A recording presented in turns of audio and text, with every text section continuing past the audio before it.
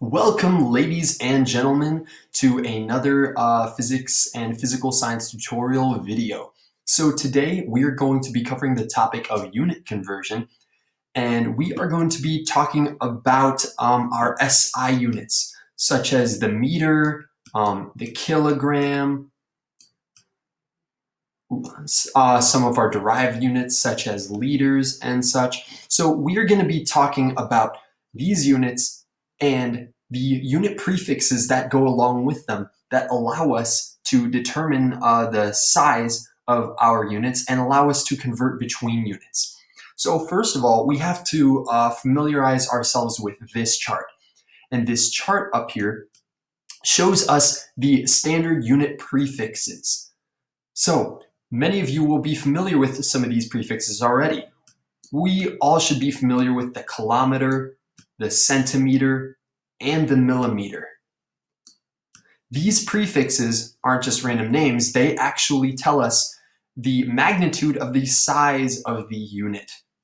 So next to each of these prefixes, we have a power of 10 associated with it. Okay, and that power of 10 is going to tell us some useful information. So if we want to know how many meters are in 1 kilometer, we just need to take a look at this chart and see what power of 10 is associated with the prefix kilo. Kilo is associated with 10 to the third power, which, as some of you will know, is 1,000. Okay? If I want to know how many meters are in a decameter, then I'm just going to go back to this chart and say, hey, 1 decameter is equal to 10 to the first power meters, aka 10. So I'm just replacing the prefix in these terms with the power of 10 that it's associated with. And how do I know my powers of 10? Well, the powers of 10 follow a very simple rule.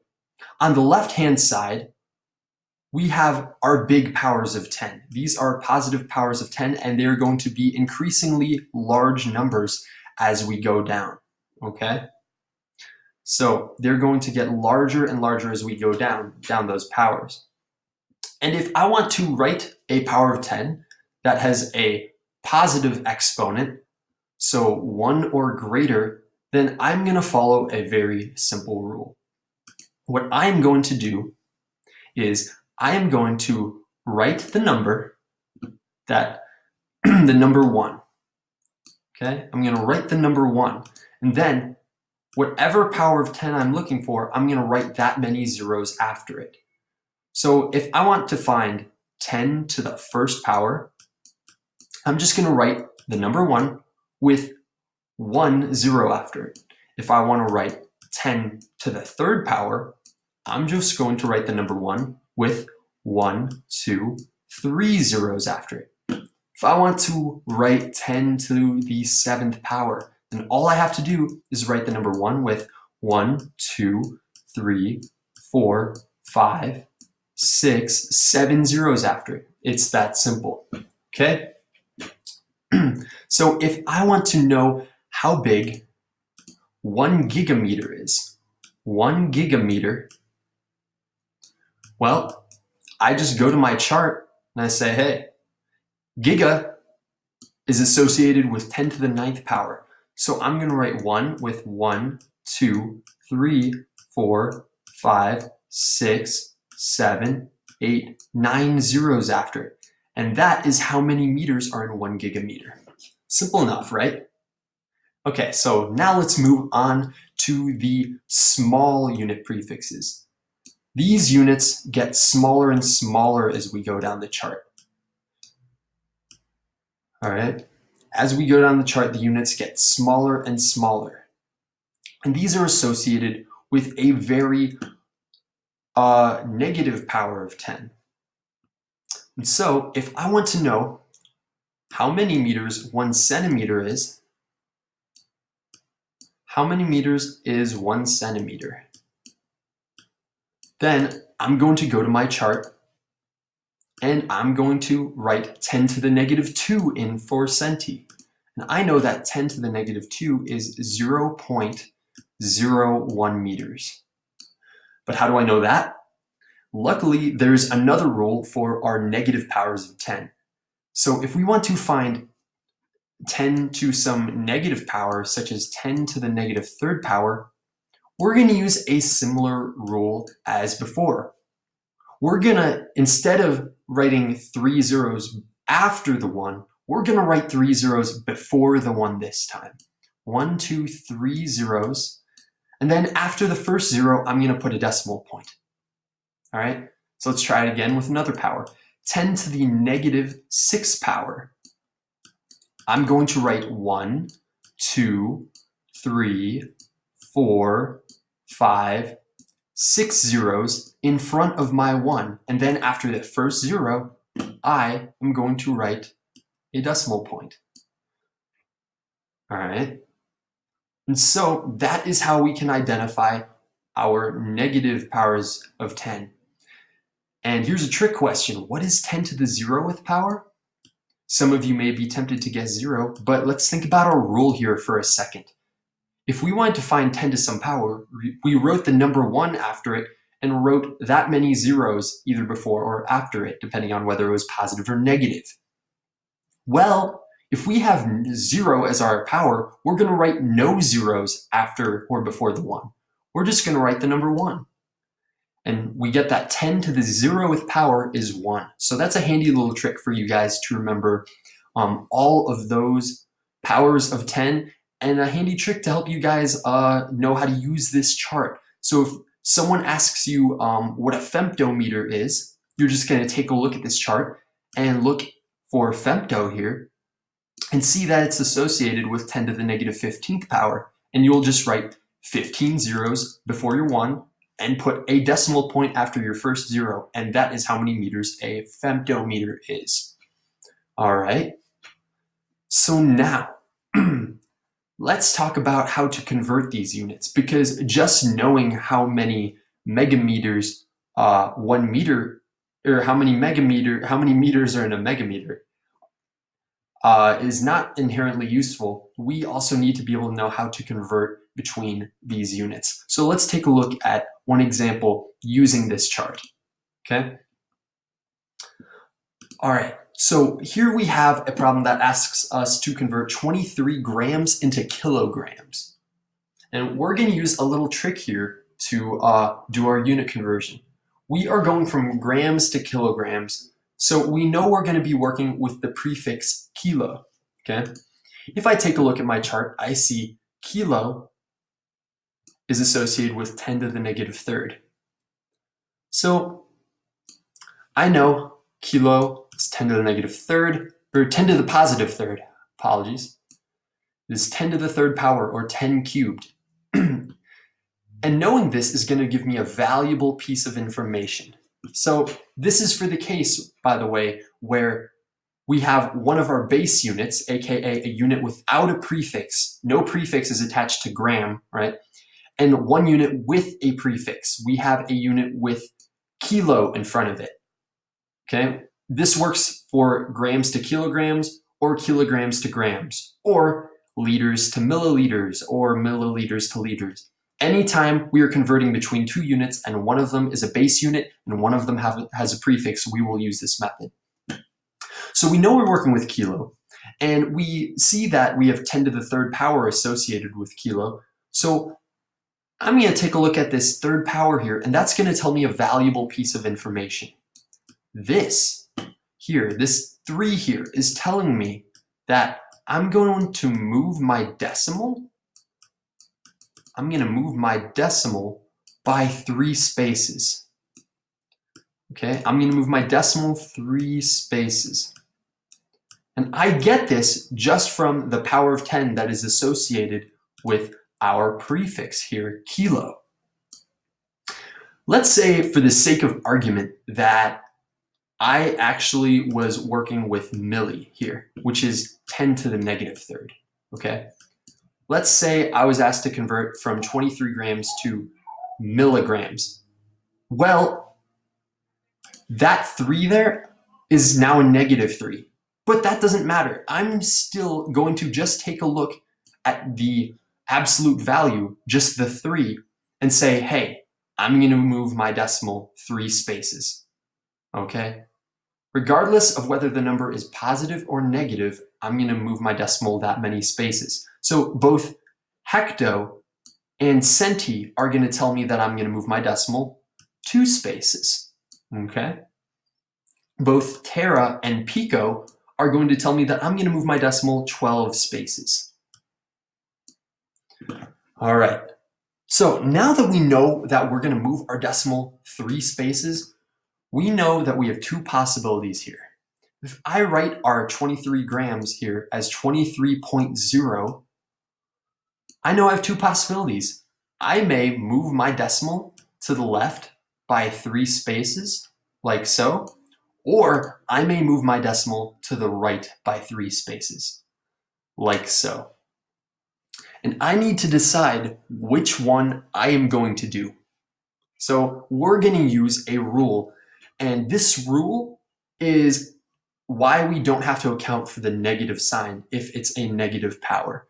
This rule is a generalized rule that will take care of that for us. So let's take a look at this rule and write it down somewhere because it's very useful to know. So it has to do with the size of our units. If I am starting with a small unit, I'm given a smallish unit, and I'm asked to convert that into a bigger unit. If I'm asked to convert a smaller unit into a bigger unit in size, then I'm going to take my decimal point and I'm going to move it to the left. Okay, I'm going to move it to the left. Meanwhile, if I'm given a bigger unit and asked to convert it to a smaller unit, a relatively smaller unit, a smaller unit than the one I start with, then I am going to take my decimal point and I'm going to move it to the right. This rule here will tell us all we need to know, along with the power of 10 that we're working with. The power of 10 tells us how many spaces we're moving, and small to big or big to small tells us which direction we are moving it in. So now let's take a look at this rule and apply it to this problem. We're starting with grams here. We start with grams and we end with kilograms. Well, I know from looking at this chart that this left side is the bigger side. Anything on this side of the chart is bigger than the base unit. So I know that kilograms is bigger than a gram. So I know that if kilograms is the bigger one, I'm going from a smaller unit to a bigger unit. So I'm using this rule, okay? So I know that I'm going to be moving my decimal to the left 3 spaces. So let's go ahead and do that. I'm going to move my decimal to the left 3 spaces, and I'm going to be left with the answer 0.023. If I want to, I can add a 0 in front of the decimal point. It doesn't matter. It doesn't really change the value at all. Some people just consider it more proper, but that's up to you. And so I get 0.023 kilograms. Okay, I've converted my 23 grams into 0.023 kilograms. All right, so that is how we use this little trick to convert between units. Now, I'm going to go ahead and scoop up this rule. I guess I can't do that. Never mind. Can I? All right. Never mind. Let's not worry about that. All right, let's move on to the next example. So right here, I have another problem, and I'm asked to convert 3,450 centimeters into kilometers. But this problem is a little different than the one we did before.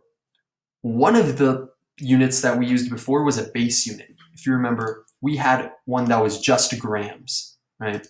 One of our units was just grams. This time, both of our units have prefixes, centi and kilo.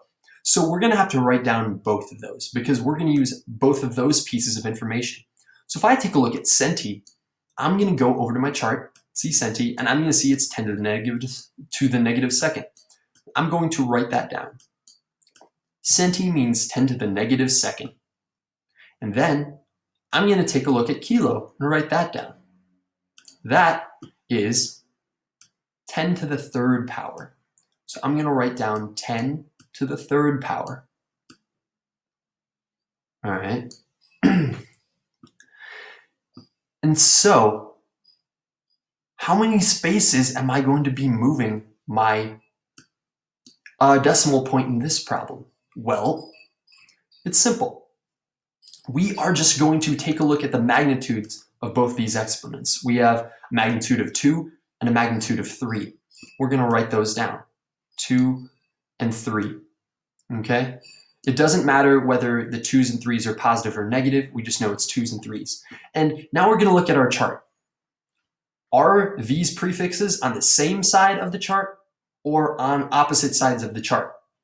If they are on opposite sides of the chart, such as in this example, we're going to add these two numbers. If they're on the same side of the chart, we're going to subtract these two numbers. But we'll see that in the next example. Let's just focus on the case where these two exponents are on, or these two prefixes are on opposite sides of the chart. So in that case, we add, and we get 2 plus 3 equals 5. And that tells us that we are going to move our decimal point 5 spaces. We're going to move the decimal by 5 spaces. All right, so we know how many spaces we're going to move our decimal. Now we just need to decide which direction we are going to move our decimal in. Which way are we going to move our decimal? And we are going to go back to our rule here, the small to big or big to small rule. Well, once again, we are starting with a small unit. Centimeters is on the right-hand side of the chart where all the small units are. And we are going to a big unit. We know that kilometers is a big unit because it's on the left-hand side of the chart. So we know we're going from small to big, and that rule that we wrote down tells us that if we're going from small to big, we're moving our decimal point to the left. So we're going to move 5 spaces to the left, just like Beyonce. All right. So we're going to take our number that we're given. We were originally given 3,450 centimeters. We're going to write that as 0.0. Just add the decimal there, right? Doesn't change the value, 0.0, 3,450.0. And we're going to move 5 spaces to the left. So let's count. 1, 2, 3, 4, 5. And we are going to end with our decimal point right here. There's a blank space here, so we're going to have to write in a 0. And we're going to end up with, if I want to add my 0 out in front, just for properness, if that's a word, 0.03450 if we want to, kilometers. And thus we have converted 3,450 centimeters into 0.03450 kilometers. That's the end of our problem. Now let's see one more example. Let's see an example where we have 2 prefixes that are on the same side of the chart. So here we have milli and deci. Okay, well, milli is 10 to the negative third power, and deci is 10 to the negative first power. And we're going to go ahead and pool those powers, 3 and 1, just as we did last time. And so we know we're working with 3 and we're working with 1. And if they were on opposite sides of the chart, we would just add those two numbers. But since they're on the same side of the chart, we're going to subtract. We're going to subtract the smaller number from the bigger number, and we're going to end up with 2. And this is going to tell us that we are going to move our decimal 2 spaces. So one more time, if we are working with two units. We are switching between two units that both have prefixes attached to them. We need to decide if those prefixes are on the same side of the chart or on opposite sides of the chart. And in general, do both of those prefixes have positive powers of 10 associated with them, negative, or is one positive and one negative? If they're both positive or they're both negative, we're going to use this way. And if one of them is positive and one of them is negative, we're going to go back to this example and do what we did here with adding those exponents. But here we're going to subtract those exponents and get that we're going to move two spaces. And one more time, we are going to decide, are we moving from left or right? So let's take a look. We know that as we go down, these units get smaller and smaller, right? A zeptometer is super tiny compared to a centimeter. So we get smaller and smaller as we go down. And we know that milli is really small. And deci is not as small, so it's going to be the big unit. So once again, we're going from the smaller unit to the bigger unit.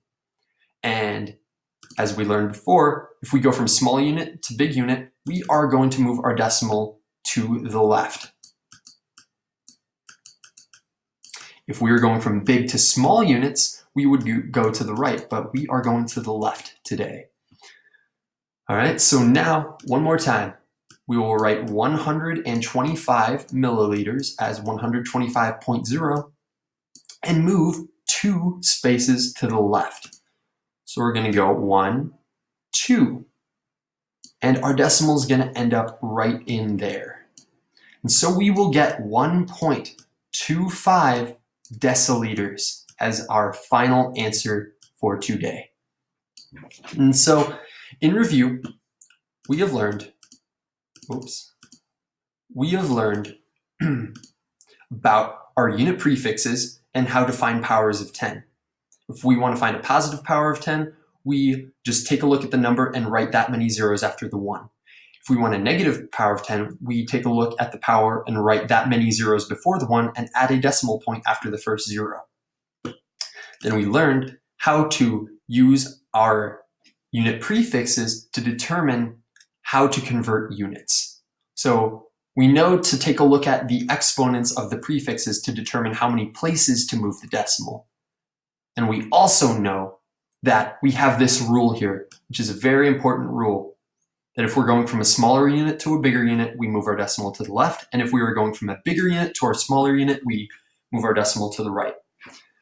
That's all for today. So I hope that was helpful, and I hope you all have a wonderful rest of your day. Take care.